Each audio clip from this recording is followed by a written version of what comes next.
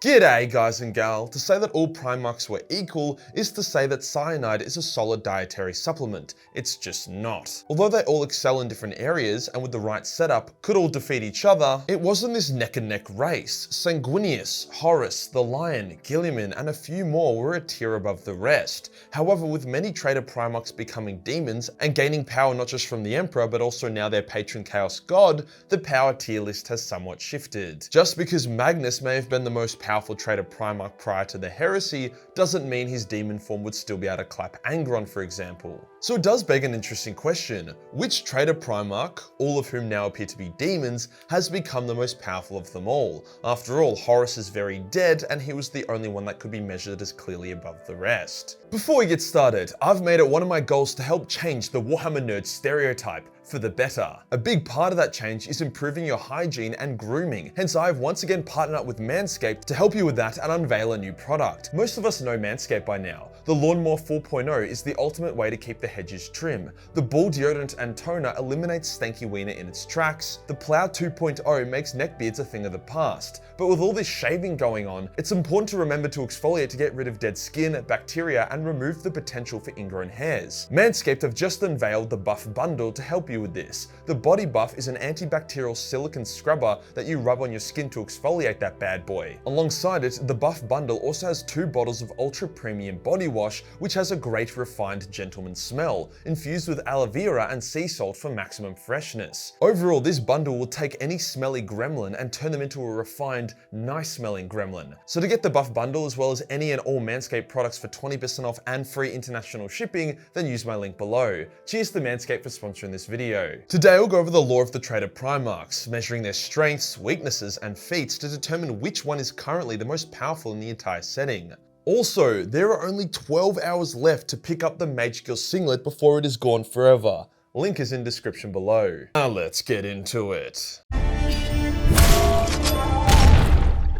From the currently alive traitors, we have Fulgrim, Perturabo, Lorgar, Mortarion, Magnus, and Angron. Some may argue also Omegon, but some people also shove light bulbs up their assholes for sexual stimulation so those people can fuck off. Of those, Mortarion, Magnus, and Angron have officially re-entered the setting with spicy lore and new models. However, we can still gauge the power of Perturabo, Fulgrim, and Lorgar from some of their feats during the end of the heresy, and the bits and bobs in between. Let's first look at Fulgrim. This snaky little slut was one of the only traitors that actually provided consent to becoming a demon. Bit ironic, eh? He went through a pretty convoluted and dramatic ritual to fuel his ascension, and he did get pretty fucking powerful. He became more or less unkillable, gained increased strength, speed, and also gained very potent psychic abilities. Providing some examples now, when Rylanor detonated a virus bomb on Fulgrim's balls, it didn't feel great, but Fulgrim wasn't actually banished by the world-ending superweapon. He actually reformed on Isvan, where the bomb had gone off instead of in the warp. The physical damage he took from this was minor, however the damage to his pride kept him out of the setting for quite a while.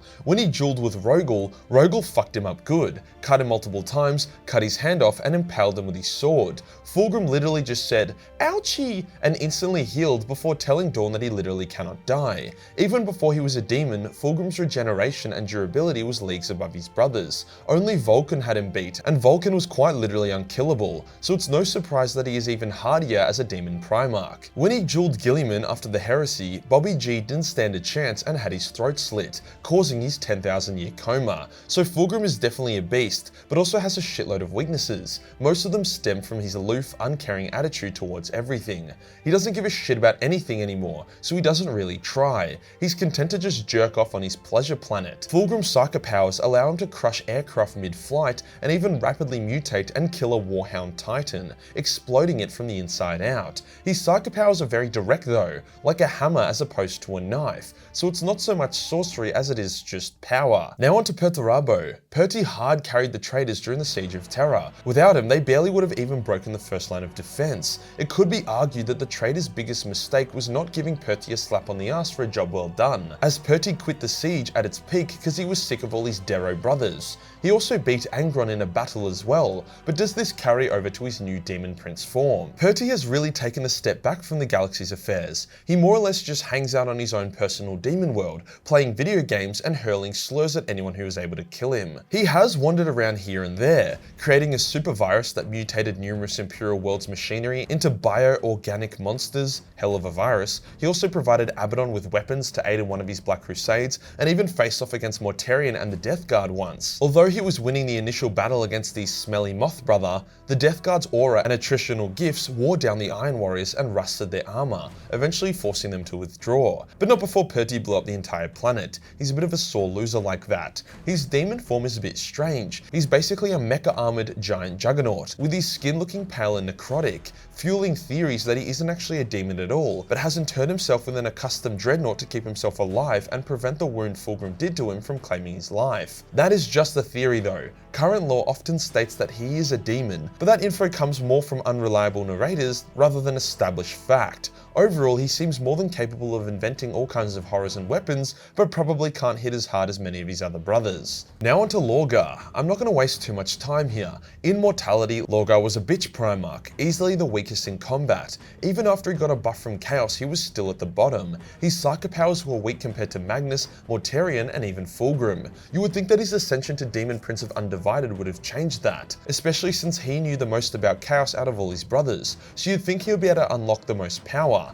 Well, yeah, nah. The only time we have seen him in action in his demon form is when he confronted Corvus Corax and the two dueled. However, just like what happened when the two previously met on Isstvan, Corvus kicked the shit out of Lorgar and made him run away. Sure, Corvus was now more powerful after embracing his inner warp powers and becoming this demon bird beast, but that doesn't take away from the fact that Lorgar is a weak little bitch who is currently hiding from the Raven Lord. The next demon boy is Mortarion. Morty is a pretty solid commander, which might sound weird considering the Death Guard's vibe and appearance, but they do remain quite cohesive. As such, Morty is able to launch some of the more devastating invasions of real space, with himself being a beast of a warrior. His Death Guard resilience has been dialed up to 11, making him immune to most damage and attacks. He can also fly, which is never a good thing to go up against, and his Man Reaper can literally clear battlefields like a farmer scything through wheat. When he went up against the newly revived Guilliman, Morty was just straight up better, overpowering the boy in blue and injecting him with AIDS Ragu, quite literally killing the Primarch of the Ultramarines. It took the direct intervention of the Emperor to save him, then cum blast Morty back to Nurgle's realm. You could argue that since Morty is currently a moth in a cum jar in Nurgle's mansion as punishment for losing the Plague Wars,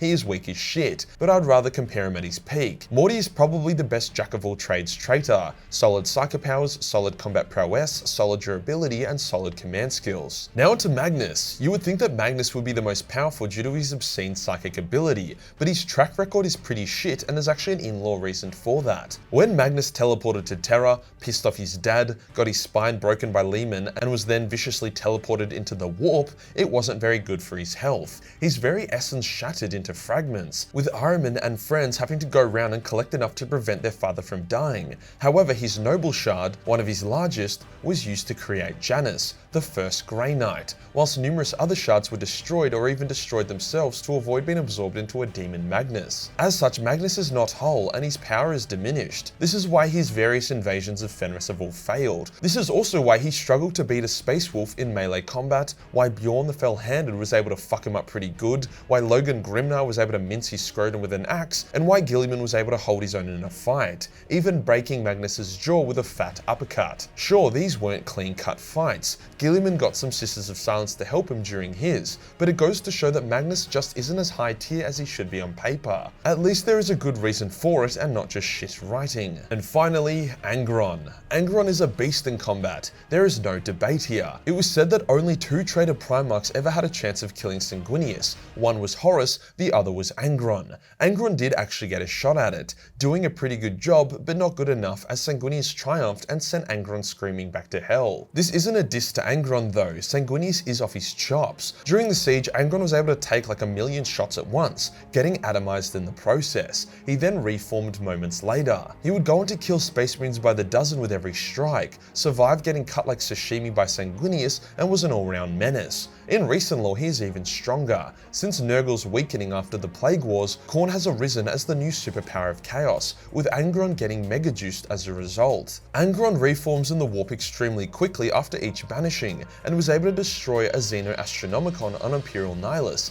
despite the legendary effort by the Imperial defenders. Angron's defeats were rarely ever the other person smacking him harder than he smacked them. Usually they would exploit his weakness of being a fucking retard. In saying that though, Old Man Lion was able to throw down with Angron and then bludgeon his face in with his shield, banishing him, so it's clear that he isn't quite the top G. It also shows that his durability isn't as good as Mortarian's or Fulgrim's, relying more on his quick formation in the warp rather than being unbeatable on the battlefield. So with all Traitor Primarchs analysed, who is currently the most powerful? Well, straight up it's not Lorgar. I don't need to get into why. It's also not Magnus. Angron would rip Magnus limb from limb while shaking off his attacks. Perturabo was beaten by Mortarion and is being quite inactive in the setting. It's hard to tell if that means he isn't as strong as his brothers, but we just don't really know, and what we have seen isn't super impressive. That leaves Mortarion, Fulgrim and Angron. Fulgrim is a beast, seemingly unkillable even by demon standards, and was able to beat Guilliman. However, Mortarion was as well, and that was against a stronger G-Man.